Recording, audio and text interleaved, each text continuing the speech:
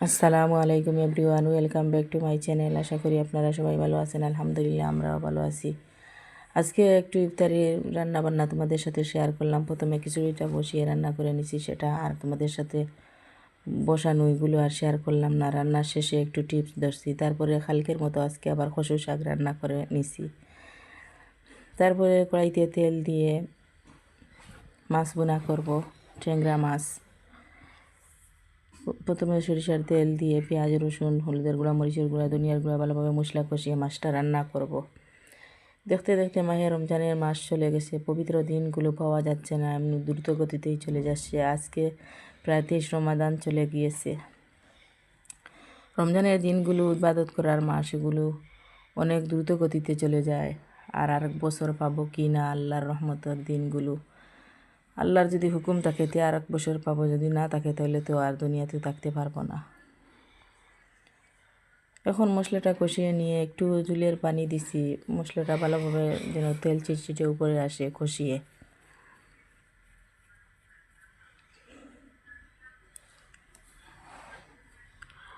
Please যদি তোমাদের ভালো লাগে লাইক সাবস্ক্রাইব করবা, কমেন্ট করবা। তারপরে টমেটোটা দিয়ে দিছি, দিয়ে কত সময় কষিয়ে তারপরে মাছটা দিয়ে দিব।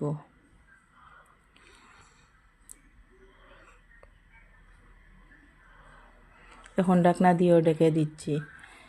ট্যাংরা মাছগুলো রান্না আমার কাছে অনেক ভালো লাগে, খেতে অনেক সুস্বাদু হয়। এগুলো নদীর মাছ ছিল, তোমাদের ভাইয়া তো তাজা বাজার থেকে এনেছিল। কেটে কুটে বেছে ধুয়ে পরিষ্কার করে ফ্রিজে রেখে দিছি। প্রতিদিন একটু কুটলা বার করে যেদিন ভালো লাগে সেদিন রান্না করি। এখন মাছটা দিয়ে জুলের পানি দিয়ে দিছি, বলক আসলে নামিয়ে ফেলবো ধনিয়ার পাতা দিয়ে। এখন বলক এসে গেছে, ঢাকনাটা সরিয়ে নিছি, নিয়ে এখন ধনিয়ার পাতাটা দিয়ে দিব।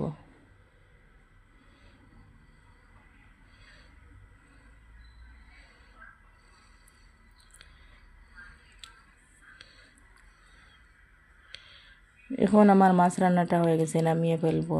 মাশাআল্লাহ, আলহামদুলিল্লাহ, খেতে অনেক সুস্বাদু হয়েছে। কালারটাও অনেক সুন্দর হয়েছে। তারপরে লাউ দিয়ে গরুর মাংস দিয়ে রান্না করব। প্রথমে সয়াবিন তেল দিয়ে পেঁয়াজ, রসুন, হলুদ, আদা সব কিছু দিয়ে মশলাটা কষিয়ে নিব। লাউটা আমার খেতে অনেক ভালো লাগে, এটা কচি লাউ ছিল। লাউর তরকারি সবসময় আমি প্রায়ই আমার বাসায় রান্না করি। আমার বাচ্চারাও খুব পছন্দ করে লাউর তরকারিটা। হলুদের গুঁড়া, মরিচের গুঁড়া, ধনিয়ার গুঁড়া, জিরার গুঁড়া, লবণ সব উপকরণ দিয়ে মশলাটা ভালোভাবে কষিয়ে নিয়ে মাংসটা দিয়ে দিব। এখন মশলাটা ভালোভাবে কষাচ্ছি।